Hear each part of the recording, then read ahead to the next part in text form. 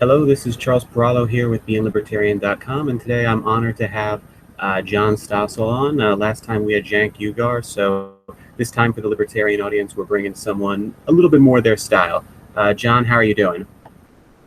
Good. So last time I spoke to you, it was right before you did the Libertarian Party debate with John McAfee, Austin Peterson, Gary Johnson. Now, I went to the Orlando convention. I voted for Gary Johnson for president, and I voted for Bill Weld for vice president. Wasn't really that fond of McAfee and wasn't really that confident in Peterson. Looking back, now we have our nominees. Do you think I made the right decision? Yes. Okay, so you kind of agree. You think that they might have had the ability to get the more media exposure, get their name out there, and grow the base. I kind of looked at it and said, Gary Johnson was the only libertarian candidate saying he doesn't think the blind should drive a car. I just didn't think the others would be willing to do it. How do you kind of focus in on that? Well, which that? Blind people driving cars, or on whether you pick the right people? Well, I think that looking at it, it's more of just that I think the other candidates were very, very hard for the regular people to swallow, and they weren't getting much media exposure. I don't think either of the two runners-up had the ability to raise over $100,000. And I look at Gary Johnson's campaign; it seems like they've raised over 10 million, and it seems like they're going for a message which regular people can get behind. So, I mean, comparing it to the other candidates and perhaps some other previous Libertarian Party candidates, where do you think they stack up? Well, McAfee would scare a lot of people, and he is really well out of the mainstream with so many points, and he also sometimes says things just to be provocative that many Americans would freak out over. And Austin is young. He's better than Gary Johnson in many ways, and I wish Johnson has his crisp delivery sometimes, but you're absolutely right. If money matters, and that's too bad that it does. Clearly, these two guys will get more money, and also since they're two-term governors, they ought to be less threatening to the voters who don't bother to learn about liberty. So going into this, you're doing the town hall meeting. This is the second time this is the first time I believe you're going to have Bill Weld on. So Bill Weld has been kind of someone some libertarians have had mixed reviews on. I was on his delegation in Orlando. I've really grown to like the guy. What do you think of Bill Weld? I mean, he was governor in the 90s for Massachusetts. I'm sure you kind of remembered him from that time. Do you think he was the smartest VP choice? I don't really know who the smartest choice is, but I remembered him vaguely from being governor of Massachusetts, and I thought he was another boring, middle-of-the-road Republican. But I've interviewed him now a couple times with Gary Johnson, and I've come to like him too. He speaks more clearly than Gary does often, and he's not my perfect libertarian on some things, but he's pretty good. Well, one thing a lot of people have said, I mean, Mitt Romney was probably the one to start the conversation on this. He said if Bill Weld was top of the ticket, he would be fundraising for him, endorsing for him. It looks like Jeb Bush is in the same boat. It looks like if Bill Weld was the Libertarian Party nominee, he could have probably bagged maybe 20 senators' endorsements and maybe raised $50 million right now. Do you agree, and would you make that trade-off? What are your views there on that? You're asking me about politics, and I know so little. I would presume to comment on what the best strategy is. I don't think it would be right for Weld to be the nominee. He hasn't been a libertarian. Gary Johnson hasn't been a libertarian in a long time. Okay, I mean, I can definitely agree with what you're saying there. Now, you talked a lot about Gary Johnson's speaking style. Now, my background is I'm a little bit more the tech industry. I'm actually a pretty big bicyclist like Gary Johnson. For someone like me, I kind of see the relaxed attitude, the vibe he gives. And for me, it's perfect. But I've heard a lot of people on that. And you've mentioned that you think you thought Austin Peterson might have in some ways spoke a little bit better. If you can give Gary like a pointer right now on how he presents, what would you change? Or he should stop saying "I think," because if he says it, I know if he thinks it, he should speak in clear sentences that have a beginning, middle, and an end. Now, he should practice. Now, no, I've also been kind of noted for saying the word "I think" a lot. The words "I think" a lot. So maybe I like Gary just because I kind of talk a little bit like him. But I can definitely see. You both wouldn't be good as the ideal presidential candidate. Wow, that I'm just looking at it right now. I can go to my girlfriend and say, John Stossel does not believe I should be a Libertarian Party presidential candidate. But I will take that as some pretty good advice there. I don't think I would be the best nominee. But I mean, and don't misquote me. I didn't say that. I just said you don't speak in that clear way that is more likely to get somebody elected. Well, for you, and I mean, I've read a lot of books by you. You actually, I believe, had some sort of speak-in issue as a child, and the way you've presented it over the years, I think it's made you quite a great speaker, quite a great communicator. How has that challenge that you faced impacted your career overall? You'd say I used to be a stutterer, but I'm actually still a stutterer. I just taped a segment with Kennedy on her show. I stutter less. I have it more under control. Well, I think see, I did what I said Johnson shouldn't do, but maybe in this case it's an opinion. I don't know. I think because I was unable to speak for so long, it made me value words, and that may have helped me in my career. I may choose my sentences more carefully. Okay, now going into this town hall in more detail, because that's what we're supposed to be speaking on. What types of questions are you going to be asking Gary Johnson and Bill Weld? Are these questions kind of geared to make libertarians happier, which is kind of your core audience, or are you looking for more of a middle ground, like what is a 45-year-old who's politically non-active but probably going to vote going to do? Who are you trying to appeal for in this town hall? I'm not doing it for libertarians.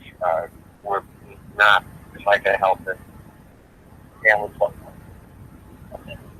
We're not going to have questions about ending the Fed or monetary policy. Because I'm producing a television program, and the TV program needs to have topics that appeal to people and are non in the weeds, so they don't make people glaze over. And I'm not going to be asking most of the questions. They'll come from the town hall, so the studio audience will ask, and people who propose questions on my Facebook or Twitter pages. And thirdly, we send a camera out around New York and asking people, what would you like to ask the Libertarian presidential and vice presidential candidate? A dismayed number said, what? Who? Oof. I was about to ask that. I was like, a lot of people don't even know who they are, which is why I'm doing the town hall, to let more people know. Oh, I was about to ask that. I was like, please don't tell me that there were a lot of people saying, who's Gary Johnson? But I'm going to guess we got a lot of that. Say that again? I'm going to guess that we had a lot of people in the city not know who they were, sadly. Yeah, Weld has said 70% of the country doesn't know who Gary is, and that was consistent with what we found with the people we asked. We go around with a big picture of Weld and Johnson, asking if anybody knows who they are, and very few do. Well, I remember about maybe 5 years ago, you actually did that when you first did the 1 hour segment on Gary's campaign when he ran as a Republican. And you did that, and there was almost no one who knew who he was. Would you say it's a bit better this time? I mean, would you say over the last 5 years, there's definitely been a progression where, hey, at least maybe 20-30% of the people actually know who this guy is? Your memory is better than mine. remember what the earlier test showed. I wouldn't want to make any pronouncements. I assume it's higher, but we asked 20 or 30 people. That doesn't prove anything. There are polls, though, that show 61% of the country does not know who he is. And I mean, hopefully with some chances of them making it into the debates, which, they're at 11, 12%, that would definitely change. How do you think them going into the debates would affect things? If Bill Weld was up against Tim Kaine and Mike Pence, how would that work? If Gary Johnson was against like female Richard Nixon and Biff Tannen from the Back to the Future movies, how would that work?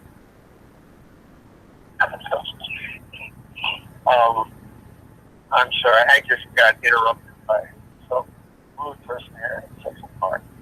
So, what was the question again?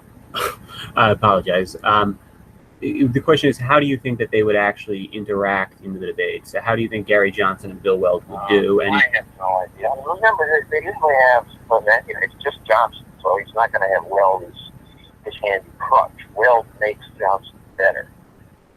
So, we have a question from someone on social media who says, well, I think Gary's just not going to do well in the debates. He lacks command. We'll see what Gary says about that. I just think the public, they get Super Bowl-like numbers on the first debate, and this would introduce ideas about liberty and libertarianism to so many people who have no clue at the moment. If they could just get in, it would be great, even if Gary doesn't debate like a superstar. I mean, looking at this, when I was at the Orlando convention and I was there trying to do some things to change the Libertarian Party, because the way I've always identified myself is that when the Republicans have someone good, I'll vote Republican. When the Republicans come up with a Donald Trump, I vote Libertarian. But the Libertarian Party, you mentioned a lot about message and how you're not going to talk about monetary policy and things people really don't care about. If you go on the Libertarian Party's website, it says things like individual liberty, non-aggression principle. There's no mention of lower gas prices, how to lower unemployment. And they kind of just talk about these fringe issues. Do you think that's what's been holding the party back for all these years? No. And as you described them, I like those topics. They're so much better than, here's how we will create jobs.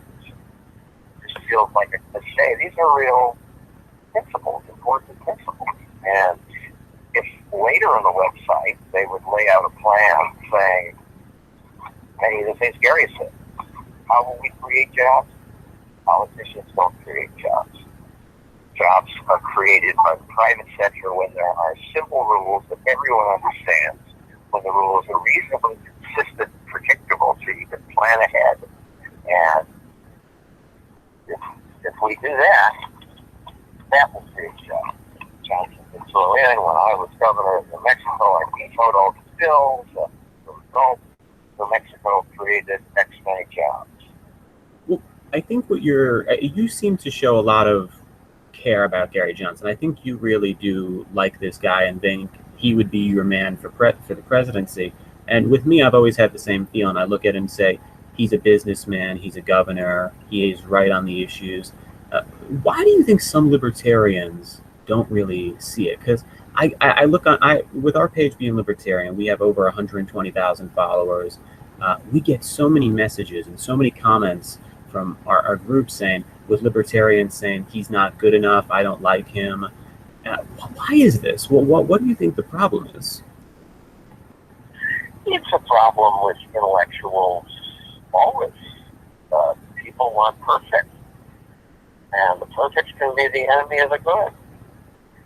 And everybody likes to snipe with other libertarians, oh, you're not pure enough. Or, I mean, I post these quotes in my Twitter feed, and they're liberty-oriented quotes, but some come from people, libertarians despise, like Dick Cheney or even so.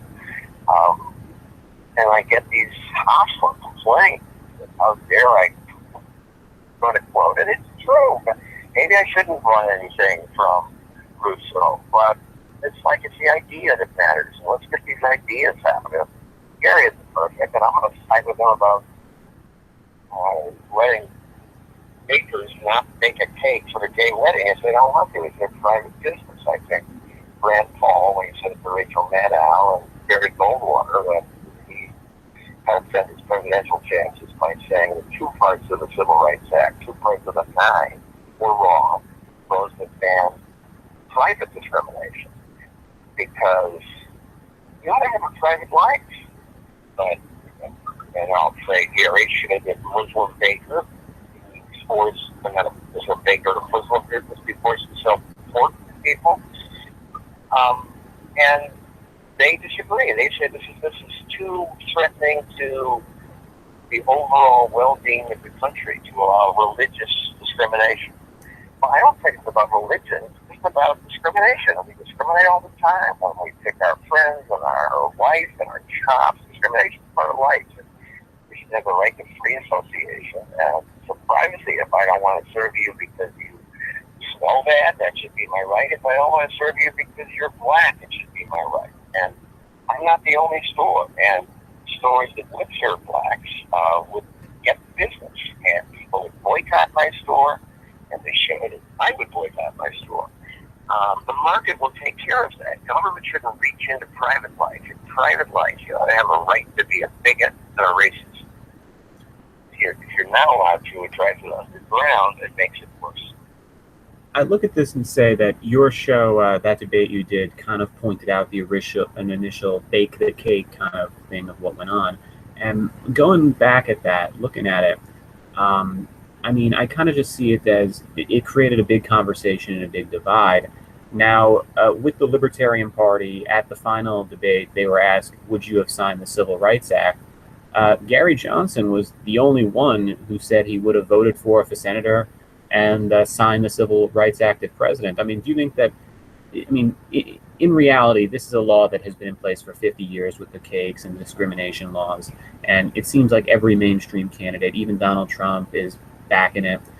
Do you think that, like, just trying to make an enemy out of this issue, which has no economic recourse and is really just a little stickle, a tick on overall liberties, do you think they've made too big of a deal out of this and prevented themselves from talking about the other things? Like Gary Johnson has said, he wants to cut spending about 30%. He wants to pardon 500,000 nonviolent drug offenders.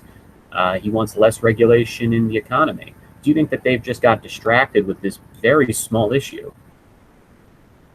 Yeah, you make a good point. Now you're making me feel guilty about doing it. Because, like, I find it an interesting intellectual argument. Where is the line between public and private? And what does it mean if you're not free to do whatever the heck you want in your private life? Or if you're not forced to do business with somebody you don't want to. It ought to be part of privacy. But you're also right that this is toward the end run. Why am I bringing up this nitpicky, critical thing? And I should be the cheerleader trying to help the libertarian. And now there will probably end up being a meme on the internet of your face on a cheerleader's costume, by the way, because whenever we post anything funny, there's always people producing. You're really breaking up now. I can't understand you. Say again.